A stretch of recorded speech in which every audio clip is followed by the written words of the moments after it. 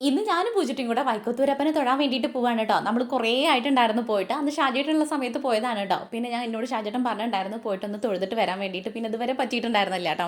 മഴയും കാര്യങ്ങളൊക്കെ ആയിരുന്നില്ല. അങ്ങനെ നമ്മൾ പോയിണ്ടായിരുന്നേ. ഇപ്പോഴും അവിടെ നിറയെ വെള്ളമാണ് കേട്ടോ. അന്നാൾ പോയപ്പോഴും വെള്ളത്തിൽ ഇതിനെക്കാട്ടിലും വെള്ളം ഉണ്ടായിരുന്നു. പക്ഷേ ഇപ്പോഴും വെള്ളമൊക്കെ ഉണ്ട്. അവിടെ ചെന്നിട്ട് നമ്മൾ വഴിപാടും കാര്യങ്ങളൊക്കെ റെസീറ്റ് ആക്കിയിട്ട് ഇറങ്ങിയിരിക്കുകയാണ്. മെല്ലെ ഇറങ്ങാനേ പറ്റുള്ളൂ. നല്ല വഴുപ്പാണ് കേട്ടോ. കാലിങ്ങോട്ട് വെച്ച് കഴിഞ്ഞ് കഴിഞ്ഞാൽ അങ്ങോട്ട് പോകും. തല അടിച്ച് വീഴും. അത്രയും വഴുപ്പാണേ.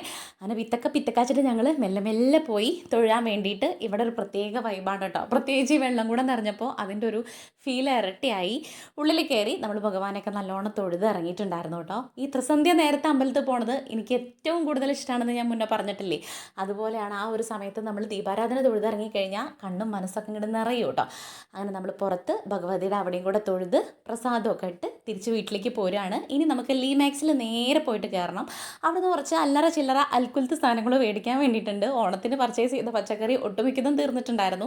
ഇനി ആകെ 4 പച്ചമുളകല്ലാത്ത പച്ചമുളകും തക്കാളിയും മാത്രമേ ഉണ്ടായിരുന്നുള്ളൂ. അപ്പോൾ നമ്മൾ ഇവിടുന്ന് പച്ചക്കറികളും കാര്യങ്ങളൊക്കെ നോക്കിയെടുക്കുകയാണ് കേട്ടോ. വൈകിട്ട് പോയതുകൊണ്ട് തന്നെ ഒട്ടുമിക്കതും തിരവായിട്ടുണ്ടായിരുന്നു. ഇവിടെ രാവിലെ പോവുകയാണെങ്കിൽ അടിപൊളിയായിട്ട് ഓഫറിൽ നല്ല സൂപ്പർ സാധനങ്ങൾ കിട്ടുമായിരുന്നു കേട്ടോ. ഞാനിപ്പോൾ എപ്പോഴും വൈകുന്നേരമല്ലേ പോകാറ്. അതുകൊണ്ട് ഉള്ളത് ഞാൻ നോക്കിയും കണ്ടും പെറുക്കിയൊക്കെ എടുക്കുന്നുണ്ട് കേട്ടോ. അതെവിടെ പോയാലും അങ്ങനെ തന്നെയാണ്. കുറച്ചധികം സമയമാവും പച്ചക്കറി ഐറ്റംസ് എടുക്കാൻ വേണ്ടിയിട്ട്. അവിടെ നിന്ന് എല്ലാ കാര്യങ്ങളൊക്കെ എടുത്തു. ചെറുള്ളി എടുക്കാൻ വേണ്ടിയിട്ടാണ് ഈ പോണത്. നോക്കുമ്പോൾ അത് പൊടിയായിരുന്നു കേട്ടോ. അപ്പോൾ ഇത് ഉണ്ടാക്കേണ്ട മടിക്ക് ഞാൻ പിന്നെ അത് വേണ്ടാന്ന് വെച്ചു. പിന്നെ പലചരക്കും കാര്യങ്ങളൊക്കെ നോക്കി എടുത്തിട്ടുണ്ടായിരുന്നു. അങ്ങനെ നമ്മൾ ആവശ്യമുള്ള അൽക്കുലത്തെ സാധനങ്ങൾ മേടിച്ചു. ഇനിയിപ്പോൾ കുട്ടികൾക്ക് സ്കൂൾ തുറക്കല്ലേ.